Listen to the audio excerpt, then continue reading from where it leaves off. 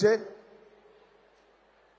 આ વીર Savarkar sports complex પહેલા અહીંયા એક ખુલ્લું મેદાન હતું અને લગભગ 800 કરોડના ખર્ચે આજે ઇન્ટરનેશનલ લેવલનું ખેલાડીઓનું કોચિંગ અને રમવા માટેની વ્યવસ્થા આજે અહીંયા ઊભી થઈ અને આવા અનેક સ્પોર્ટ્સ કોમ્પ્લેક્સ દેશભરમાં તૈયાર થવા માટે ગુજરાતે તો કોમનવેલ્થની બીડ જીતી એટલું નહીં, અમદાવાદ વાળા તૈયાર રહેજો, 2036માં ઓલિમ્પિકનું સ્વાગત પણ અમદાવાદે કરવાનું છે।